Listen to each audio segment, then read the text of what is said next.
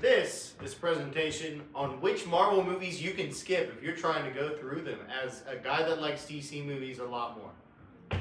Iron Man, phenomenal. Groundbreaking film.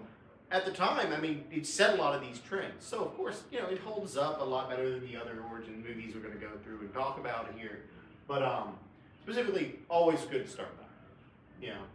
Not necessarily the first one. I typically even say Captain America is better as a one-off, but worth watching.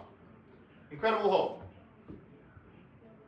Almost irredeemable dog shit, some cool fight scenes in it. If you just like the Hulk and like Jekyll and Hyde stuff, worth watching.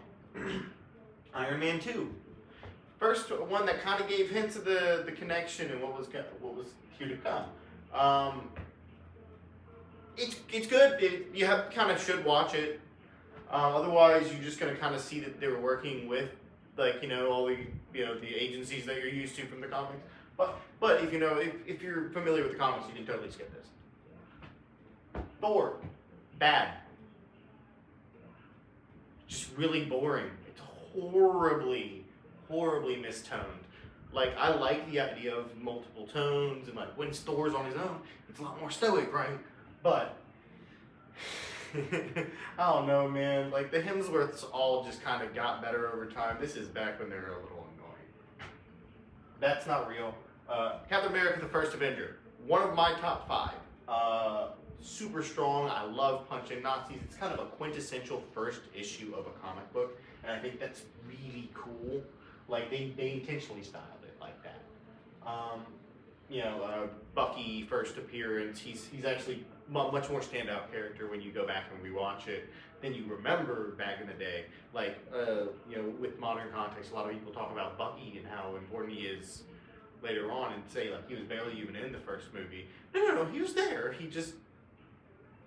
Yeah. Not real. Avengers. Fucking phenomenal. Great example of how to write a big team-up movie. In the modern landscape, it's... because we kind of have seen this movie 15... or, people have been trying to remake this movie. So you've seen this formula done a little better in, like, James Gunn's The Suicide Squad, for instance. But, great movie. Effects hold up. Great. Not real. Iron Man 3. Skippable. But important context for my now favorite Marvel thing, Wonder Man, much farther down the timeline. They tried to do a spin on the comics that I think was actually kind of cool. The problem was that the twist villain just wasn't strong enough. Justin Hammer is in 2, and I think he's also in 3, and I think one of my favorite scenes from Justin Hammer is in 3? It might be 2. The thing is, with the Iron Man sequels, while they're not great, they have some great moments. Oh my god. It's honestly, Robert Downey Jr. carries a lot of scenes he's in. So, like, any scene with him is at like a net 6, Aiden Carter doesn't exist. That's the one shot. The show is actually kind of worth watching. It's fun. It's not, like, great.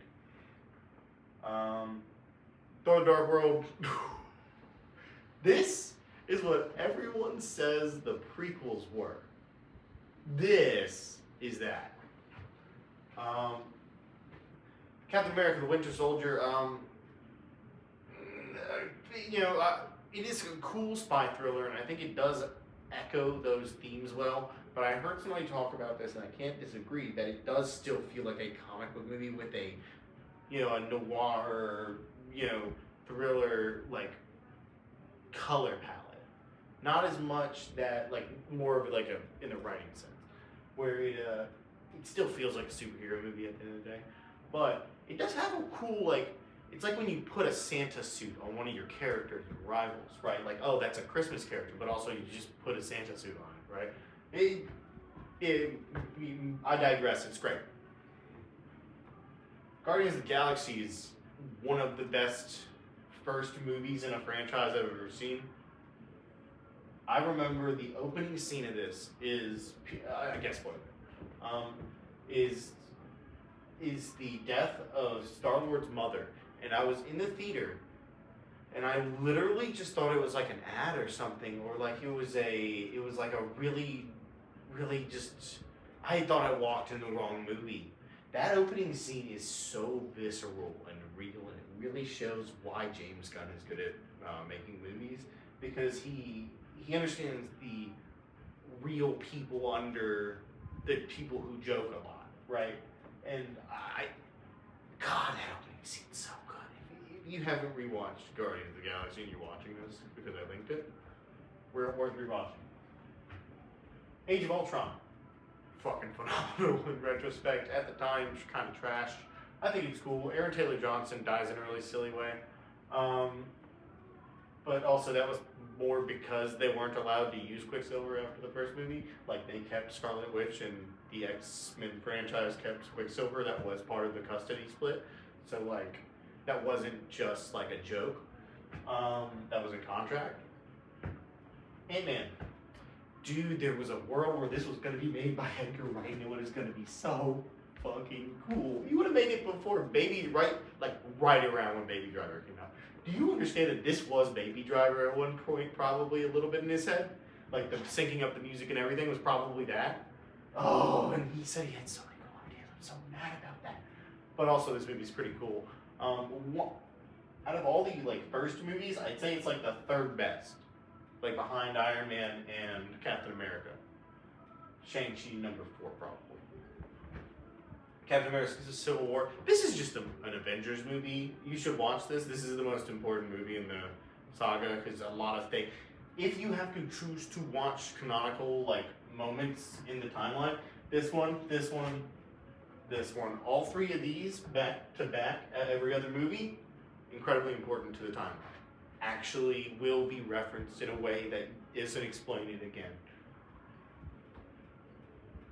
Doctor Strange. This movie's awesome in retrospect. I didn't like it for a long time, but it's fucking phenomenal. Benedict Cumberbatch stands out in a lineup of now very charismatic actors as a radically different type of hero, and I think that's really cool. Guardians of the Galaxy Volume 2, I don't like this one very much. Comparatively. I don't like this one very much, but it clears all of the Iron Man movies for me. But, out of the three, this one feels like it kind of spins its wheels, because we're doing Star-Lord character development again, and it's just, oh, my dad sucks, and if you keep up with James Gunn, he kind of has a thing for sucky dads. Don't watch this, watch Peacemaker Season 1 instead. Spider-Man Homecoming. It's Spider-Man, were you gonna fucking skip it? Really? Thor Ragnarok is so good. It's still funny. People tried to retcon this one being bad after 4 flopped, and I don't think 4 was that egregiously bad. It was just kind of corny. Thor Ragnarok, that one's really good. Especially if you like Hulk, big guy in this one.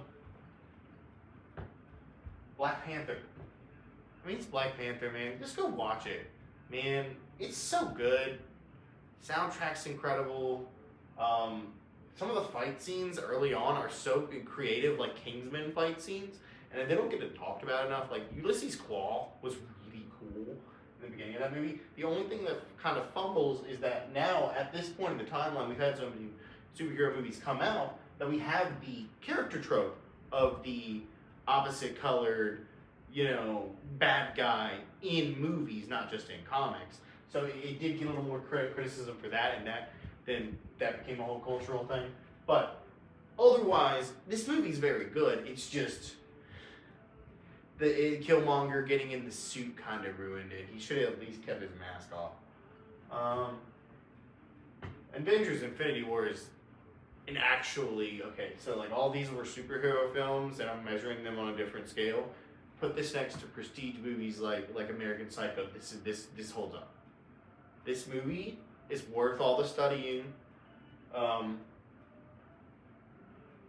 Realistically, the only essential viewing ones you needed to see were those 3 I pointed out. Those are worth watching for. This one's like should have probably won some awards in it. I mean, it got some bullshit. I don't think it didn't win Best Picture. It should have. It like that's what I'm saying. Is like this one's good. This one's like unironically an incredibly well told story, and it's from the perspective of Thanos. And when you like go in with that mindset, Ant-Man and the Wasp is bad. Important-ish, but you can watch a YouTube video on what happens in this movie. Skip it. Captain Marvel is 6'7". It's first in the timeline technically, but otherwise, I mean, Brie Larson is cool and she's kind of got like a weird charisma going. Like her riz is real. Like I guess I could see people liking people like that, but she just doesn't seem like somebody I want to be around. Carol Danvers, and this is a comic complaint too. Like generally, she seems kind of like a, it's my way or whatever. Even in Civil War II, not the movie, but there's a comic line. Like she's just kind of a bitch. It's like this was not a culture war thing. It was that Carol Danvers, the character Brie Larson is playing, is a bitch, and like Brie Larson didn't help in her press run. When she was being combative about it, she could have just said the character was a bitch. Because like she's great in Scott Pilgrim. Like Brie Larson isn't bad. She played the character perfectly fine. Avengers Endgame is kind of follows all the trends of what you kind of would expect if you wrote a version off the top of your head immediately after watching Infinity War of what would happen. Like it's the time travel one. But otherwise, it's cool. It's a lot of fun. If you watch all of these, it's a lot more fun. If you don't watch all of these, you can even skip Endgame and just treat this as the bad ending. Far From Home is cool. This has been Katz's recap of all of the Marvel Phase 1 movies. Say hello to Paul and Patrick Bateman. Have a wonderful day.